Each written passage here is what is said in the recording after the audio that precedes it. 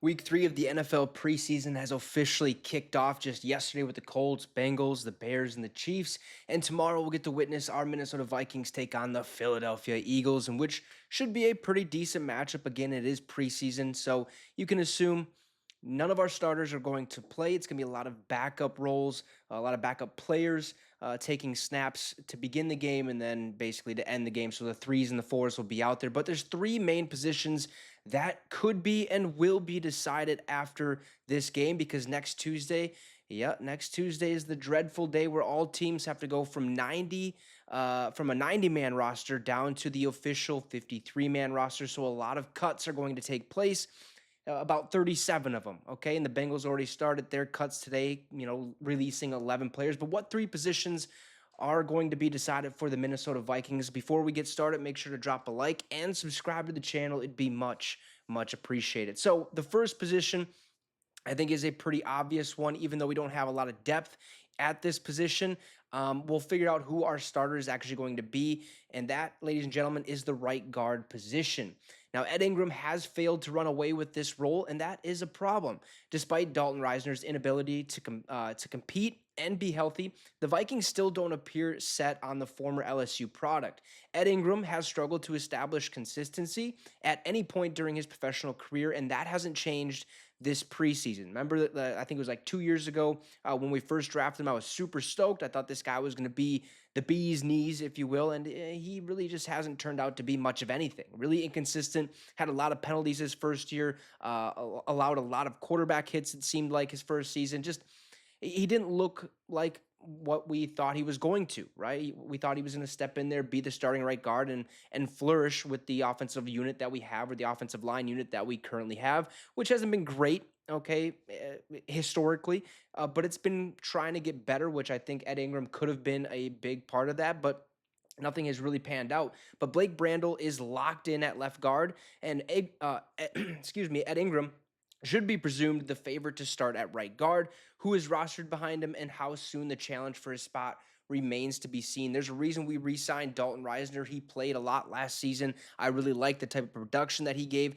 Dalton Reisner had more consistency than Ed Ingram did, so that's a big reason why I like to see Dalton on the field. But again, him trying to be healthy, and I guess they said, his ability to compete. I thought he competed pretty nicely last season. Low quarterback hits, just not really great against the stunts. But we'll see what happens at that right guard spot. Now, the second position is a very obvious one, right? Sam Darnold's the starting quarterback. I think we know who Nick Mullins, or who the backup quarterback is going to be, which is Nick Mullins, because J.J. McCarthy is officially done for this season. So who's going to take over that third string quarterback role? Well, Nick Mullins is very likely set to work as the second quarterback.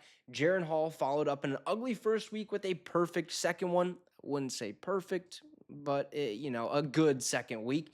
Now, Jaron Hall may give the Vikings a different look if they want to push him up the depth chart. Should O'Connell decide not to carry three quarterbacks, will Minnesota take a risk and seek to pass Hall through waivers and get him to the practice squad? I say the Vikings are definitely going to go into the season with three quarterbacks just because of the amount of injuries we had last season. Remember, Kirk Cousins goes down. Bring in Jaron Hall because he's the backup at the time. He gets hurt. Then we put in Josh Dobbs, or we trade for Josh Dobbs. The Pastronaut era lasted for a couple games. He just wasn't looking the part. Then we bring in Nick Mullins. Okay, remember that game? 400 yards, 4 touchdowns, 4 picks. I was actually at that game. So the Vikings are definitely going in this season with three quarterbacks, right? You can have the starter and the backup. The third string can be on the active 53-man roster, and he can only see action if the first string and the second string quarterbacks go down. So I think Jaron Hall is definitely going to get that job. He is currently going to compete with Matt Corral this week or tomorrow against the Philadelphia Eagles, where Jaron Hall will start, and then Matt Corral will finish the preseason game. Don't see Matt Corral making the roster. If anything, I could see him making the practice squad. From what I've seen of him in the UFL, and just recently, I guess, if you will, from practice and hearing things, it doesn't seem likely that he's going to make the 53-man roster, but you never know, right? It's a day-to-day business. What have you done for me lately? Not what have you done for me in the past. So the third and final position that will be decided is that safety position. We already know that Harrison Smith and Cam Bynum are locked in. Josh Metellus is also locked in. But last week, Minnesota featured Lewis Seen, who played literally every defensive snap, went out there, he balled out, he made a statement, basically told the Vikings front office with his play style, hey, there's a reason I'm on this team, and there's a reason I should be staying on this team. Now, he responded with a career best game and certainly looked like a contributor. Will that be the plan of action again this week? I sure hope so, okay, especially if he wants to make a roster spot.